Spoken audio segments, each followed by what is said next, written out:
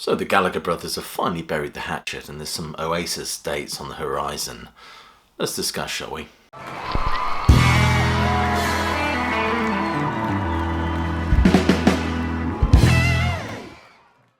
Welcome classic rock fans to a short impromptu video where we discuss the Oasis reunion.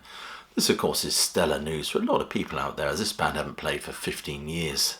2009 Paris I think it was, where Liam was reputedly swinging a guitar around that almost whipped off Noel Gallagher's face and seriously pissed him off and had him walking away from the band.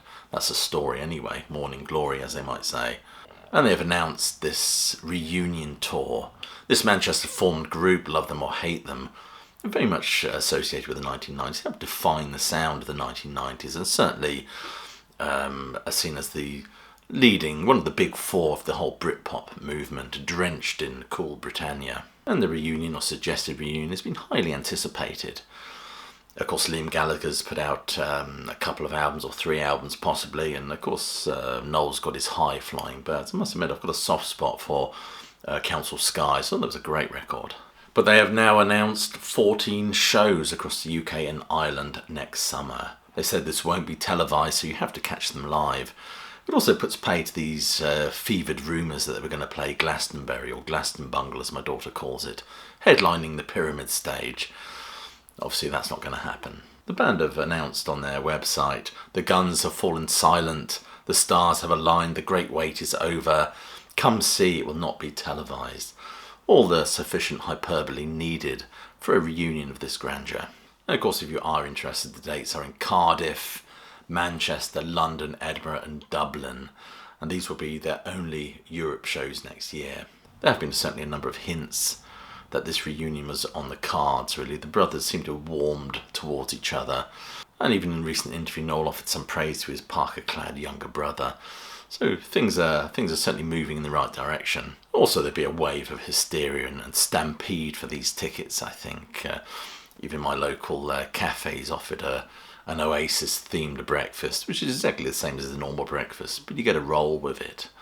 In terms of their 5 greatest songs, I mean, what are their 5 greatest songs? We'll all have different opinions on the matter, but here are my 5 favourites.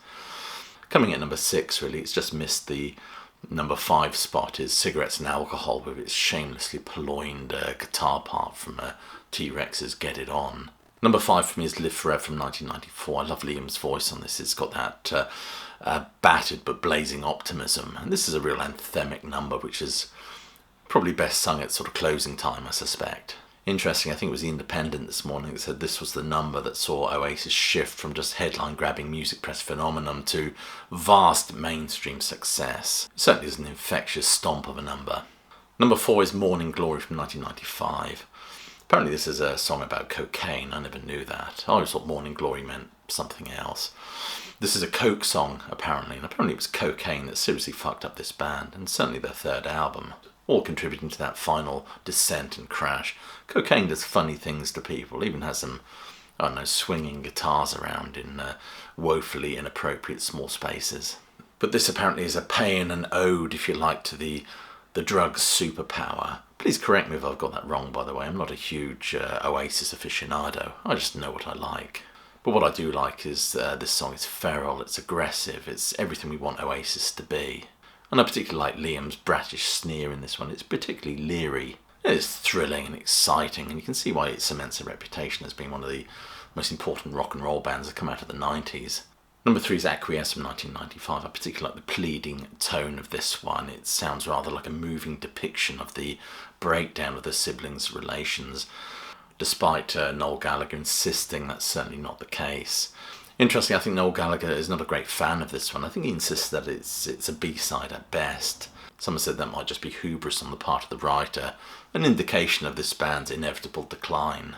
But I think it's a fantastic song. Anyone who calls the song Acquiesce gets into my good books as far as I'm concerned. Easily makes my Oasis top 5. Number 2 is Slide Away from 1994. I just love songs that have a yearning for escape and need to be elsewhere. Big fan of Springsteen's Born to Run album, which is packed with that specific motif, I think. Or going into the realms of neo-prog, Marillion's Fantastic Place would be another one. These utopian projections that somehow life is better elsewhere, the grass is greener, as they say. only to get there and find the grass is just a kind of a different shade of green. But I digress, of course. Definitely Maybe is packed with wonderful, wonderful songs, there's no doubt about this. But Slide Away is the greatest song on this record. I realise that might be unpopular amongst a lot of people. I just absolutely adore this number. And I think what makes this number special is it just throbs with kind of pent-up frustration. And whether you like Liam's voice or not, his voice is perfectly situated to express that sense of dissatisfaction in the sort of timbre of that distinctive sneer of his. I love the lyric, we're all growing old, but you say please don't. And this sort of gives way to this anthemic chorus, this almost sense of euphoria with this one. It's an absolutely fantastic number. Number 1 is Champagne Supernova from 1995. This is a fine bit of writing from Noel Gallagher. It perfectly encompasses the self-aggrandizing hedonism of the 1990s. Where were you when we were getting high, he sings. It's certainly tinged with a sense of melancholy. Reminds me a little bit of the Stones, You Can't Always Get What You Want. But unlike the Stones number, there's no transcendence here. What's the Story, Morning Glory feels to me like an album of homages in many respects, certainly to the glam period.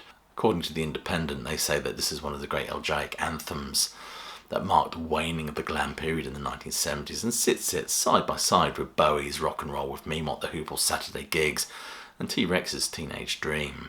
It's a wonderful song as it seems to speak of transience or notices this idea of the passing moment. Some people have made fun of the line walking down the hall faster than a cannonball or something like that, which might be a drug reference, who knows, or certainly some sort of chemical refreshment, shall we say. But it all feeds into the, as I said, the sort of hedonism, feels rooted in that, the sort of death and decline of 1970s glam. It's a glorious number. So an Oasis reunion, are you going to buy tickets? Definitely, maybe.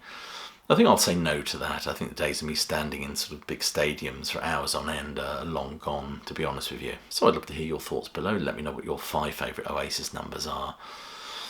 And if you're new to this channel, please do click like, subscribe, check that notification bell so in the words of Steven Tyler, you don't miss a thing. And check some of the links below this video for ways you can support the sterling work done at Classic Album Review. It's always much appreciated. And as always, I'll leave you with my closing salvo, which is, as you know, hope you're well, staying safe, and of course that you keep listening.